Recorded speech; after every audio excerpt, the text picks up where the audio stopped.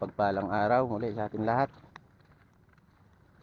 Sport fishing ulit tayo habang gumanda yung panahon. Ganda ng panahon, no?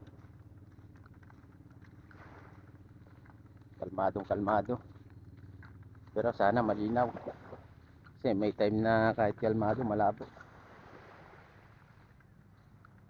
Try natin ulit rito sa may parting Buena Vista na, baka sakaling may labas ng grouper tsaka lapu-lapu, makapang-ulaman lang tayo. Maraming salamat nga pala sa lahat ng nanonood ng aking video.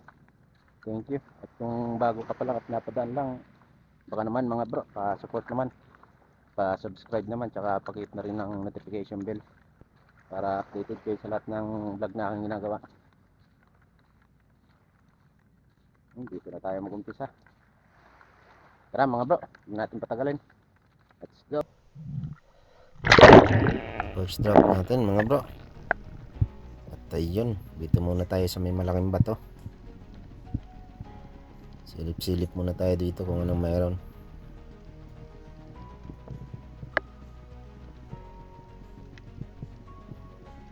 Paglapag ko, may biglang lumabas ang snapper dun sa pool. First fish natin mga bro, naka-mangrove snapper agad tayo. Okay na okay yung araw natin. First drop pa lang, mayroon agad.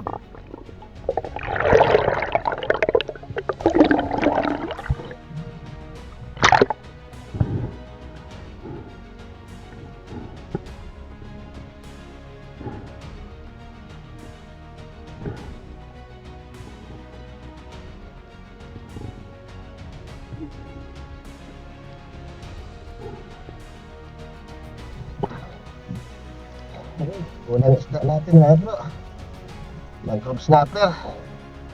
Ginulat pa tayo, nandun na pala sa bato.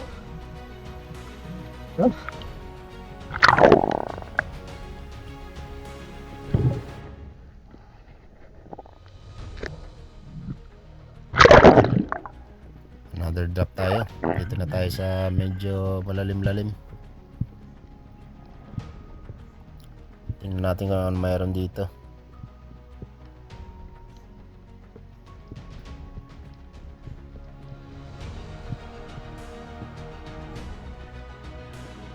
Medyo malabo yung tubig niya yan. At ayun, may nakita tayong isang lapo. Sinusundan natin. Long range pa yan mga bro. Ayun, no? Palayo na sana. Ayun, buti inabot pa ng pana natin. Agad fish natin, lapo-lapo.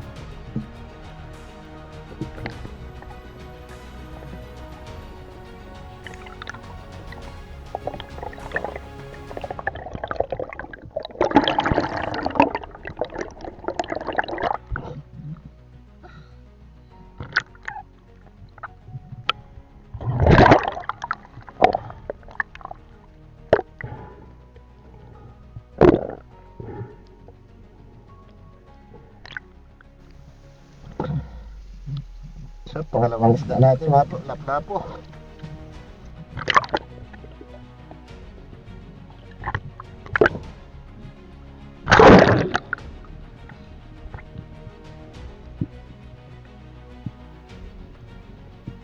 Ito sa drop natin to mga bro, nakita ulit tayo ng isang lapo.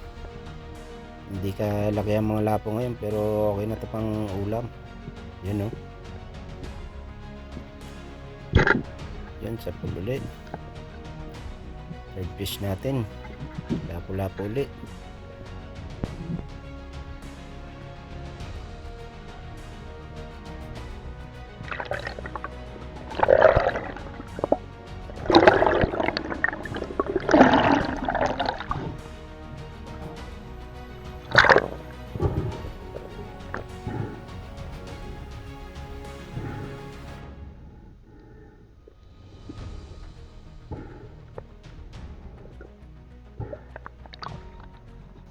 Isda mga bro.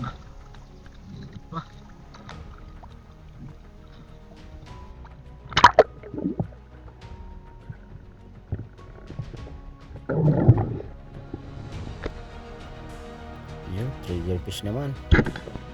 Sa pool. Sarap to pang ihaw kaya kinuha ko na rin. Paborito to ng misis ko. Ihawin.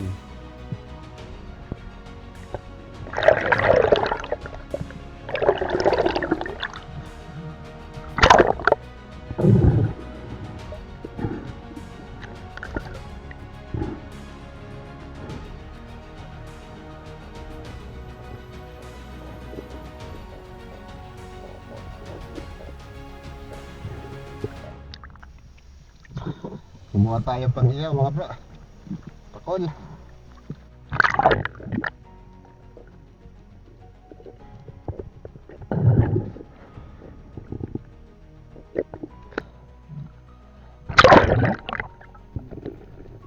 Sa drop natin to mga bro, tinignan ko muna yung bahay dito ng malaking luba.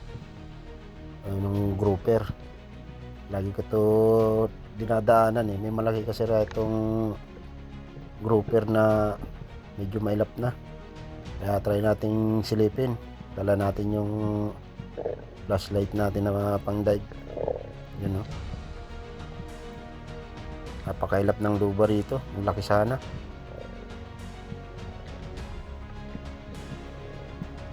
Daming butas ng batong to eh.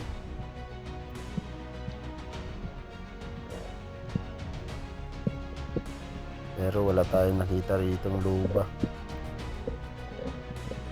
Maliliit lang yung butas niya. Paano kaya nagkakasya rito yung lubang malaki?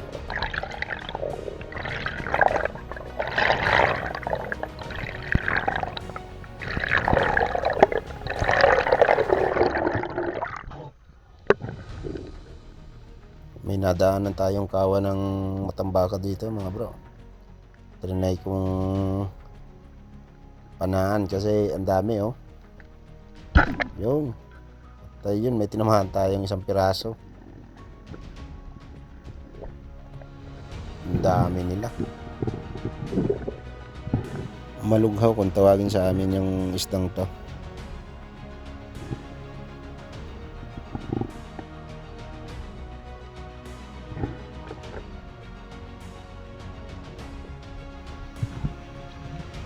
Ang daming matambaka.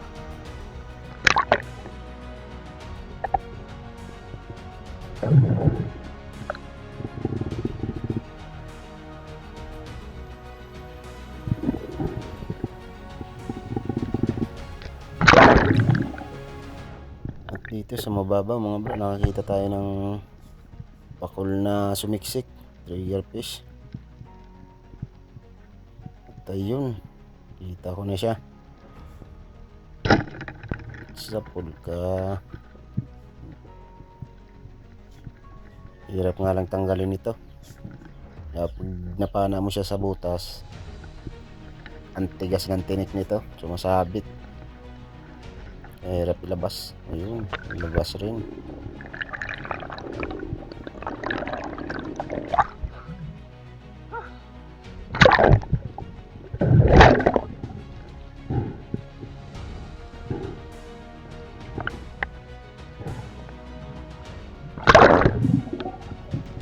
Another drop mga bro. Dito na nagsimulang magloko yung camera natin. Medyo iba na yung ano niya. Pinapasok na pala ng tubig. Yan o. Kaya nagluloko na. Buti bumalik ulit sa dati. Kita tayo dito ng sweet lips. Ayun sa pool. Yun nga lang nung dadamputin ko na biglang ayun. Ilang nakawala. Sayang. Alanganin yung tama niya.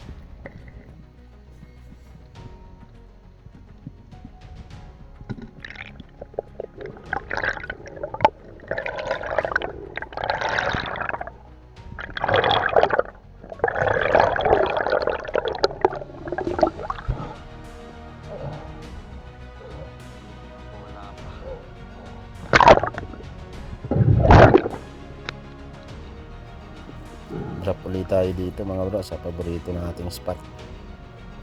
Ang batong to lagi kong nakukuha na ng isda. Bahayan kasi ng isda to eh. mga lapu, mangrove snapper. Eto, dahan-dahan tayong sumilip. At doon sa unahan, napansin ko isang malaking mangroves. Ayun, no? Yun, sa pulka. Mangrove snapper, mga bro. Mga gat.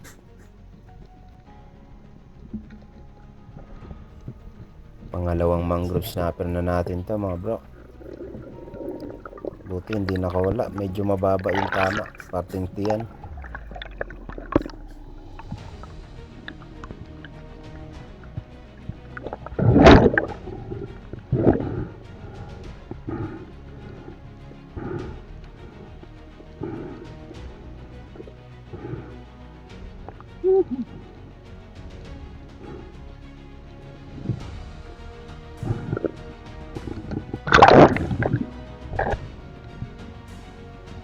At ito na ang last drop natin, mga bro, na uling nakuha na ng camera. Dito pag ilalim natin okay pa eh. Kita pa yung nakuha na natin yung labahita. Yun sa pool.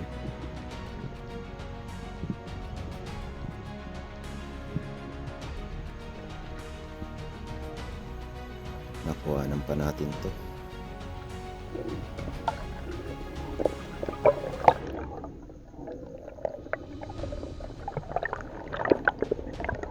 Dito na nag-umpisa ng pagkaahon. Yun, nagloloko na yan. Ayan, oh. Hanggang sa tuluyan na. Namatay na talaga. Hanggang dito na lang yan. So, ayun mga bro. Ito na yung masaklap na nangyari. Pinasok pala ng tubig kanina. Hindi ko na napansin. Ayan nangyari, oh. Wala na. Tuluyan ang nabasa. Ilang araw tayo nitong wala munang underwater. Ipon-ipon muna ang pambili. Ayun, oh. Wala na talaga.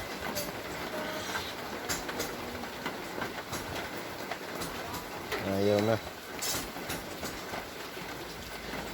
Kailangan natin magbenta ng isda.